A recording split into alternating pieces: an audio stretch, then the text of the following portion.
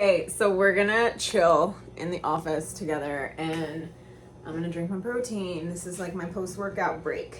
And it was crazy because my husband was trying to get out the door. This is the life, right? Mom life. It's like I'm gonna try to make myself a protein shake, but even that was like even that felt complicated. Like the protein shake seems like the simplest like just a little quick little thing, right? Nothing crazy.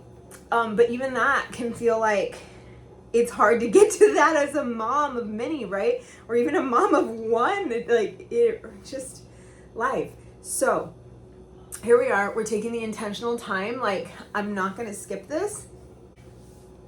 This is important for my baby, for my health and longevity. Not that protein shakes are like the best, most healthy thing, but the idea of like, I need to get a certain amount of protein a day and I get to prioritize that. I get to choose to prioritize that and not put that on the back burner.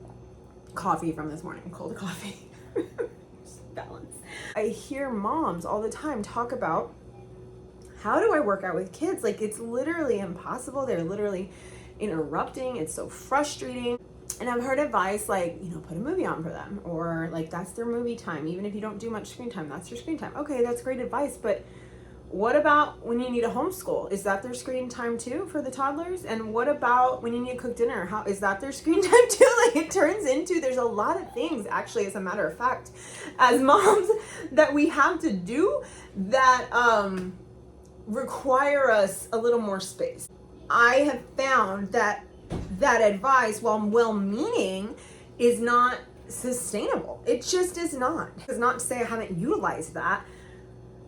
It ends up becoming my kids are watching a lot more screens than I really would like them to. And that's not the life I want. I want a life where I can work out and they can continue doing their things. And whatever that looks like, there's an integration. So that's, for me, integration. Now, disclaimer, I do have a YMCA membership. There is a childcare at YMCA membership. I love to use that as much as I possibly can because a good workout by yourself is amazing. However, again, with illness, with life, with sleep, there's so many things that we just have to dance, this dance of like motherhood and fitness and taking care of ourselves. So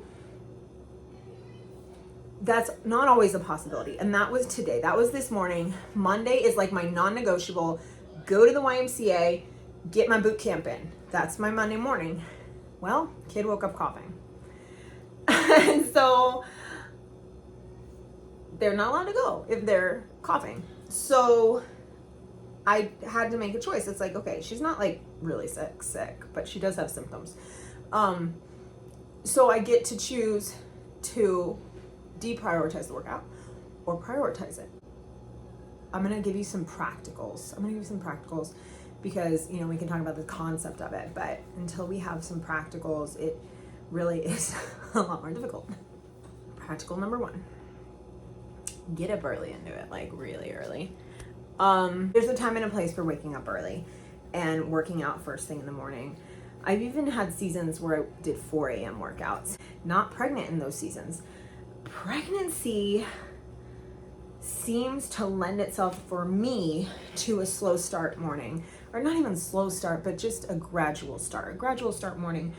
So just really getting, the joints feeling good and the circulation, moving before jumping right into a workout. So for me, that's prayer, that's hydration, that's breakfast sometimes, or a light breakfast.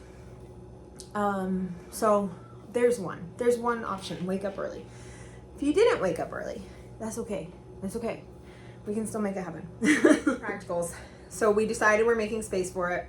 We have a little bit of equipment. If you don't have a little bit of equipment, you can get so creative. Milk jugs, backpacks, what else? Like, there's so many things that you can use for functional fitness. Your own body weight. Like, our bodies are pretty heavy. So utilizing a lot of body weight workouts. If you have nothing, like 0, I would stick to body weight workouts, and then if you're ready to like get your first piece of workout equipment, I would get bands like, do you know what I'm talking about? Like long bands like this. There's also short bands, either or. But I have this nifty thing that goes in the door. It came with my bands. And so we could literally have this in a door, and you can do pulling workouts. You can, there's so many things you could do with a system like this. So, and it's not very expensive. So that's where I would go if you're at zero. But I'm probably not talking to a lot of you guys with zero. But anyway, so we've got the equipment, we made the space. Now, what do we do? What do we do? Sometimes this is where we get in our heads. It's like, there's so much we could do. I don't know what to do. So scheduling out your workouts, there is something to be learned there. But what I would suggest is, and we can have videos, follow-up videos about how to schedule your workout week if you're interested. But I would suggest making friends with, or asking your friend that's really into fitness. Like, ask your friend, I want to work out today, but I don't know what to do. I want to do a home workout today. I don't know what to do. And more than likely, they're going to get all excited because this is their jam, and they will have suggestions. Okay. But let's say it's like, we don't know what we're doing. Here's some basic movements: push-ups, squats, planks. You can do planks on your side. You can planks in the center, plank on the other side. So that gives you your core. Your squats are your legs. Lunges, those are a body weight one. Very basic, very easy. And then pull-ups, if you have a pull-up bar or something that mimics that. So those would be like good body weight workouts. That you don't need any equipment for. And there's plenty more, but like that, just that is going to get you a long way. But again, let me know if we want to follow up video on how to schedule your workout week. And for those of you saying like, Lauren, stop giving me all the 101, like give me like, I work out, I have equipment, I know what I'm doing. I just don't know how to do it with kids around. So this is for you. This is for you. One of my hacks for working out with small children is, of course, like if you can give them an activity to be busy with, great. I've never been good at that foresight, like planning ahead and being like, here's my busy box for when I'm working out. I've never been good at that. Or the toddler busy box. Because I'm very much like, oh, this is a moment like I could work out. So I think timing, like when you kind of see that people are in a better space, it's like I can maybe like sneak a little workout in. But one of my big things is stations. So you have a station for different moves. That way you're dancing around the house. If you have all your stuff in one spot and you're trying to get your workout in one spot, I guarantee you they will flock to you and they will pile on you and they will try to grab your weights, and it will be so obnoxious. At least that's what my kids do. But when I have stations, especially if it's like maybe even in the same room, but like different parts of the same room, I'm mixing it up on them. So maybe like I do some push-ups in one spot and they get all excited and they come and they try to do their push-ups or whatever, which I encourage. I encourage the integration. I make sure they know like mommy's mat is mommy's mat, and then you guys go around it, right?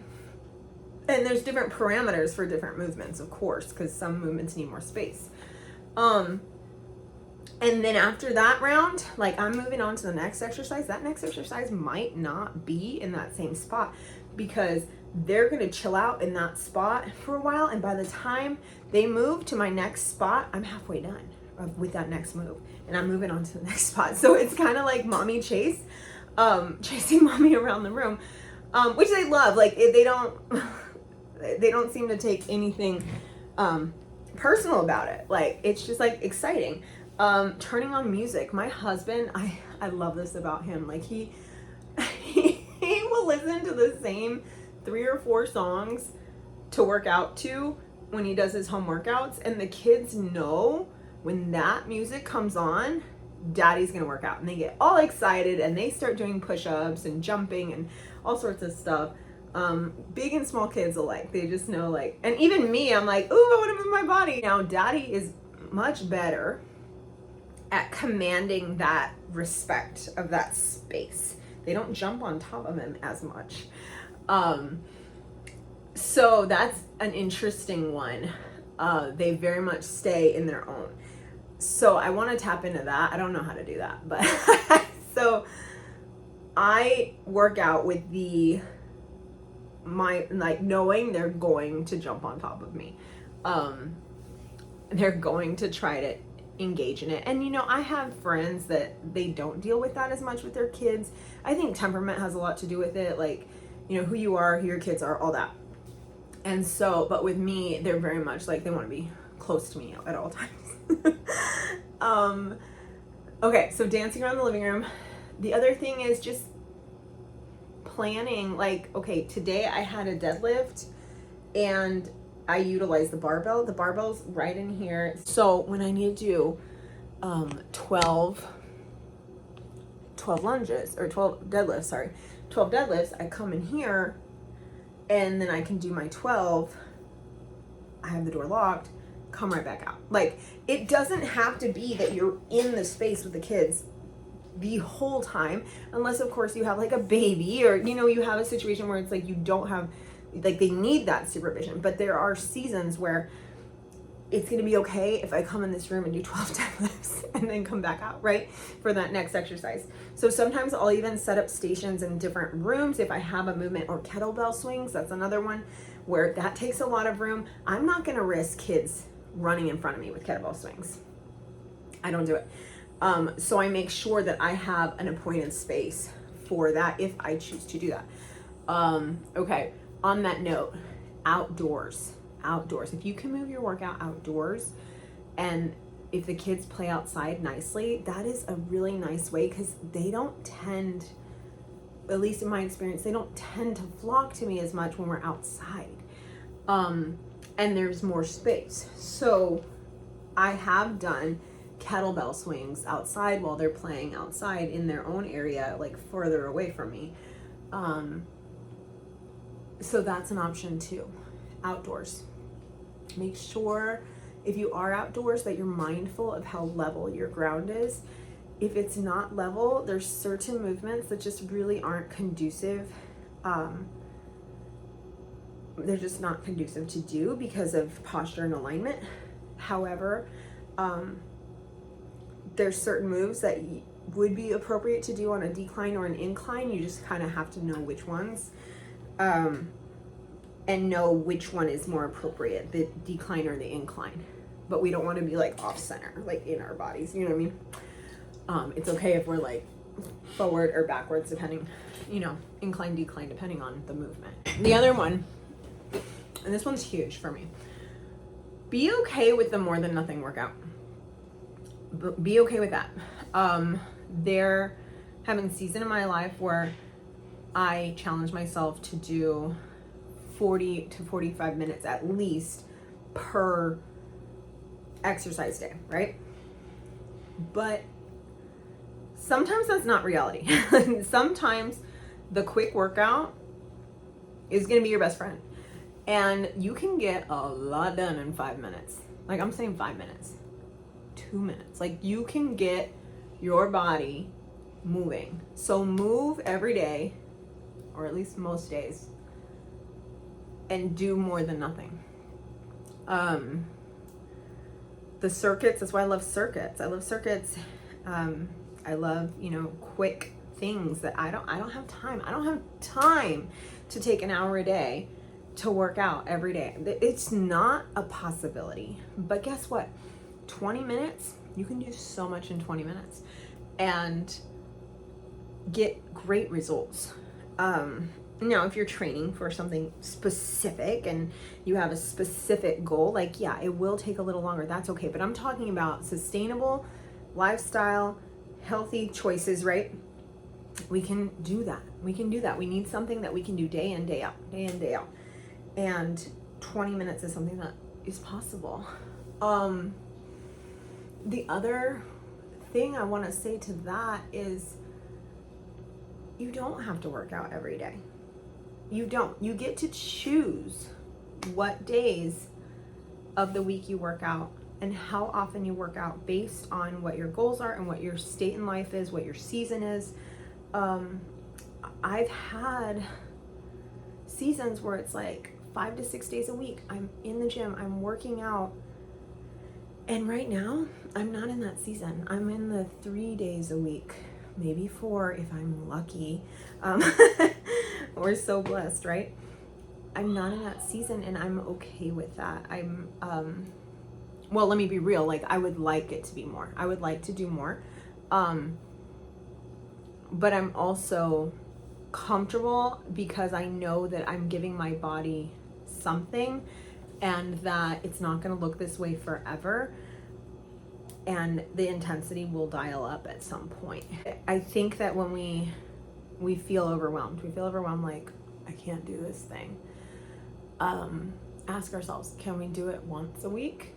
Can we do this thing once a week? And that's where my non-negotiable Mondays came from, because I was struggling with crazy nausea and just not feeling good in the first trimester. And I completely stopped exercising, which is crazy for me because it's so important for me. And so I did 10 weeks of not working out, which is the longest I haven't worked out in years. So including postpartum, because I'm always right back at 6 weeks. So 10 weeks is the longest I had ever been without exercising. I was walking, I was trying to do 10,000 steps a day. In that time, because I was aware like what was happening, I was like, I'm not working out, so I better be moving. I think exercise and movement are two different things. So if you're not exercising, at least get moving. But nevertheless, so I was moving, but I was not exercising. So I think that was really what kept me like from completely losing my mind. But anyway, so then Monday I was like, okay, I'm not working out. What can I do? Like, this feels impossible. I feel like I can't do it right now. I'm too overwhelmed, I'm too whatever. And then I was like, Lauren, what about once a week? Can you do it once a week? And I found this really nice group exercise class that I really liked on Mondays. And then it's just been like non-negotiable. Ever since then, I do it on Mondays. And guess what? That was okay. Like, that was right and good. And I started to get very motivated because I was feeling strong again.